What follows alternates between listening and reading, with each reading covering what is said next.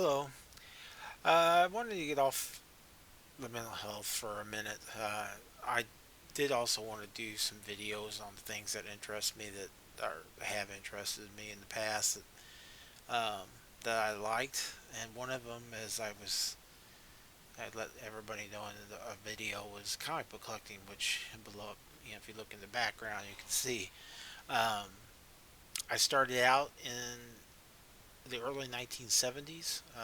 My mom used it as a way to get me off wanting to get Matchbox cars. At the time, they were only 15 cents each, believe it or not. So I wanted to do some videos on comics I really enjoyed. Um, Most of them are probably going to be from the 80s because that's where I think a lot of them I really started to really get into it as much as far as the stories went. The 70s, the stories they were some pretty good ones back then. Some Avengers stories and other that Spider-Man. Um, a lot of them they were made for the age I was like 12, 13. So they didn't stand out as much to me as some of the ones in the 80s did. Uh, and one of the ones I wanted to talk about was in the pictures in the top was the Crisis on Infinite Earths. It was a major one for me because I grew up reading do what they started saying after this comic came out was pre-crisis and post-crisis as far as DC went. Um, the comics when I started was what they called pre-crisis. It's the ones where Superman could basically time travel through his own power. He was able to basically push planets.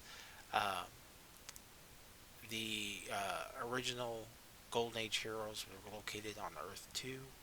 Um, the heroes at that time in the 80s and the 70s were on Earth 1. Um, DC created other uh, different parallel worlds for other characters. Like Earth 3 had the Crime Syndicate, which was the evil version of the Justice League. Earth S, when they purchased the Marvel uh, family characters, Shazam, in the early 1970s, they put on what they call Earth S, which was where they dwelled at. And there's also Earth C, which was Captain Carrot and his amazing zoo crew, and other Earths like that. And at the time, Marvel and DC were basically head to head, and Marvel was winning. The X Men were very extremely popular. Um, and some of the other X titles. And Spider Man, of course, was always popular. Um, the most popular book, I believe, at the time in the 1980s was that DC had that was a major seller was the New Teen Titans. Um, Back then, I think DC's thinking was that when they looked at Marvel, Marvel had a multiverse, just like DC did. But the, the, the things that were different was that on Marvel, everything pretty much uh, took place on the one Earth, which now they call it 616.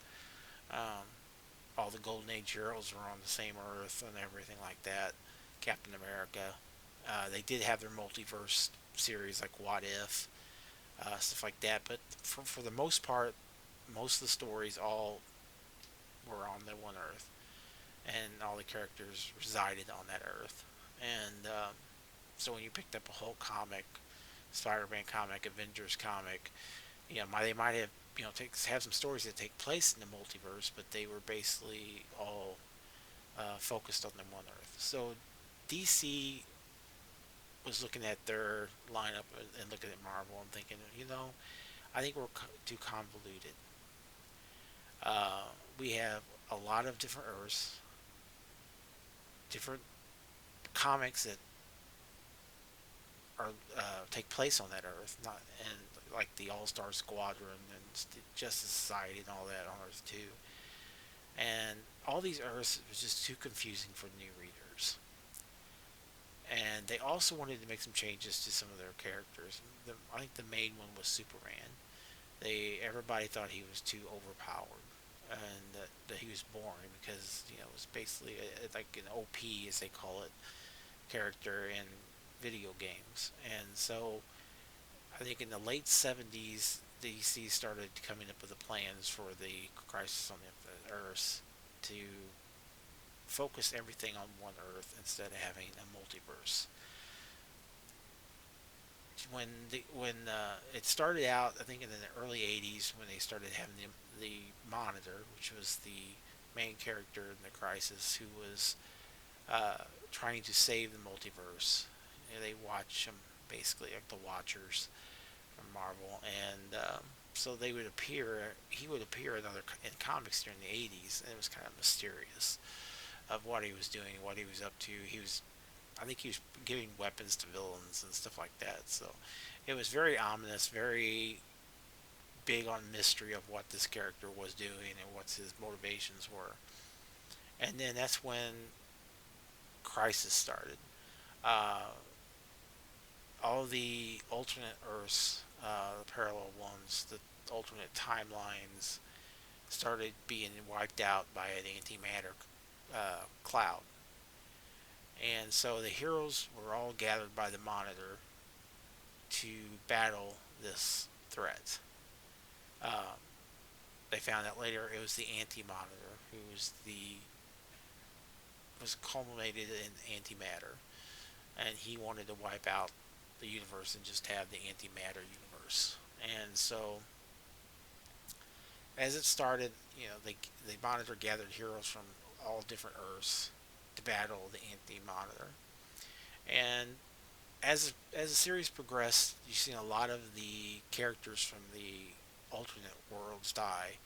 The Huntress, who is the daughter of Bruce Wayne and Catwoman, the Earth 2 Robin, the some of the characters from the Teen Titans, and it just a whole slew of characters got wiped out. Some of the big ones was Supergirl, uh, who was killed off, and also Barry Allen was killed off. Um,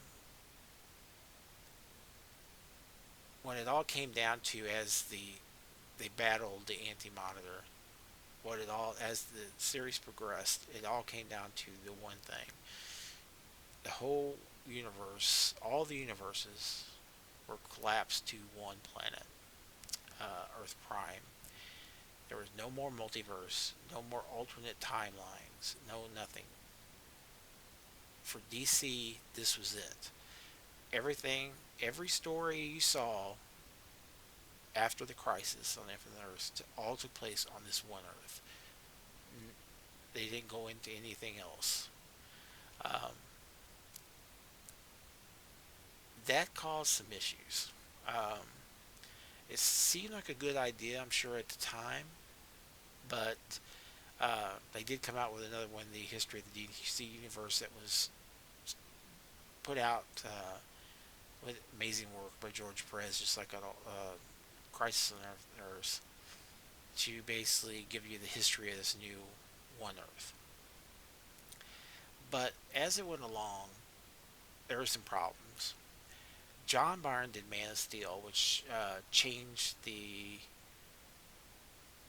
outlook of Superman, his power set, his backstory, everything was changed.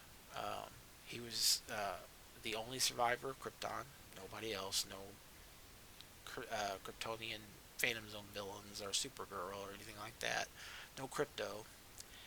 Um, they lowered his power down to where he could no longer travel through time. He couldn't push planets. If he got hit by a missile, it knocked him backwards. Where the old Superman pre-crisis would just shrug it off and keep going.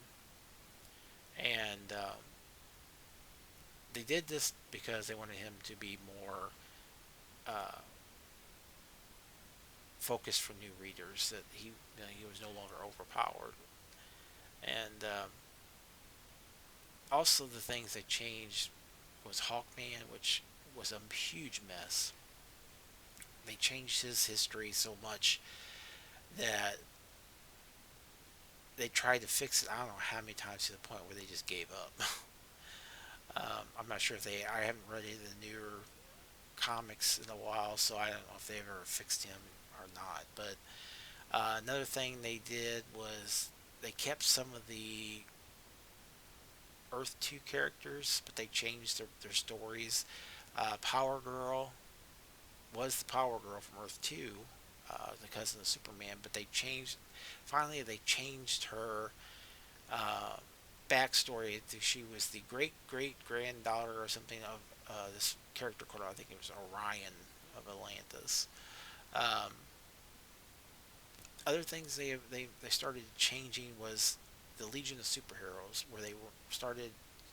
Well, I guess when they finally got to them, they realized, oh, we made a mistake. Uh, because Superman was no longer Superboy. He didn't start his career until he was a man.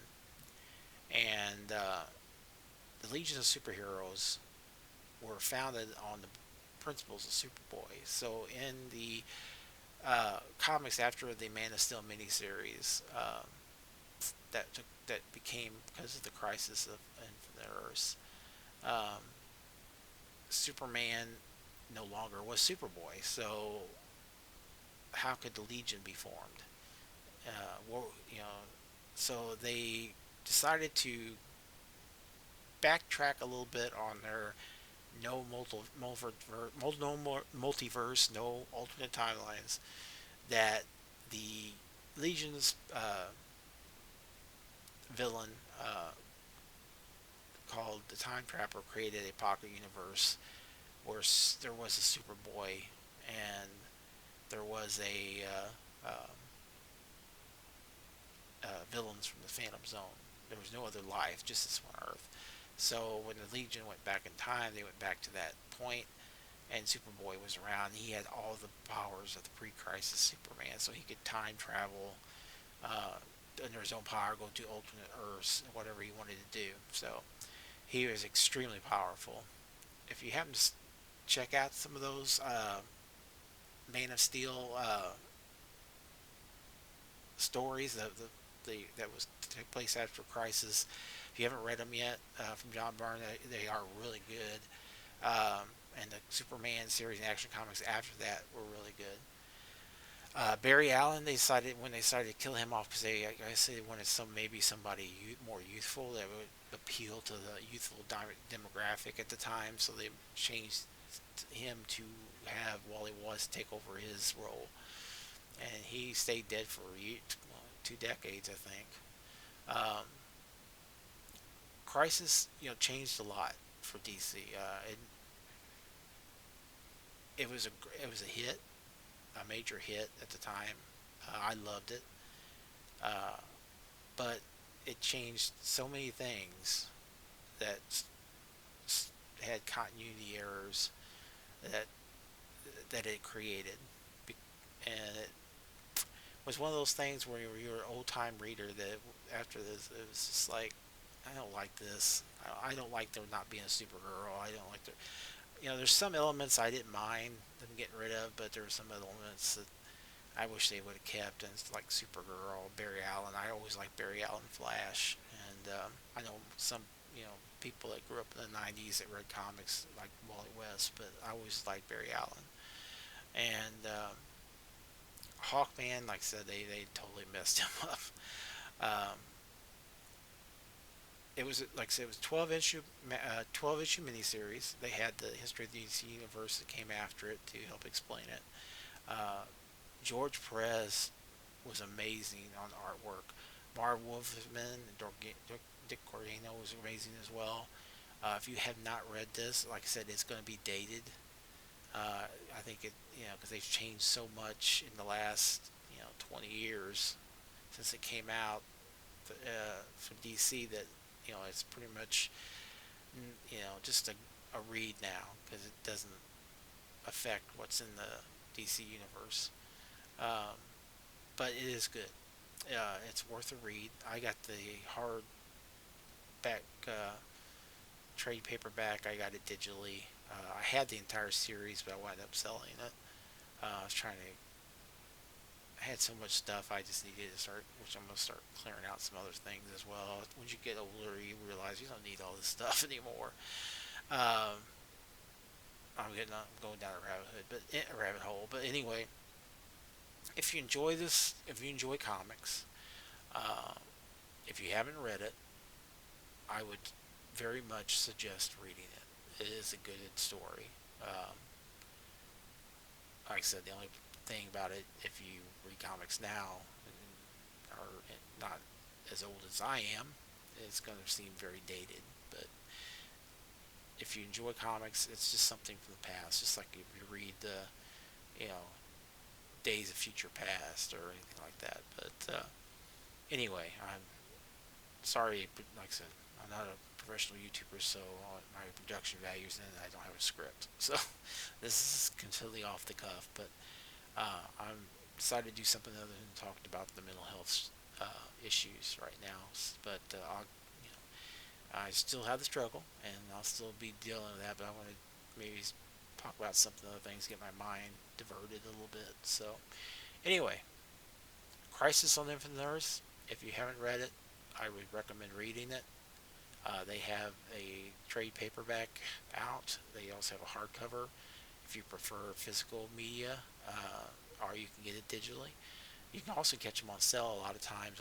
Unfortunately, Amazon kind of ruined Comixology, but you can still find them on sale on there digitally if you want digital books. But anyway, that's it for today. Thank you for watching this. I'm sorry it's not.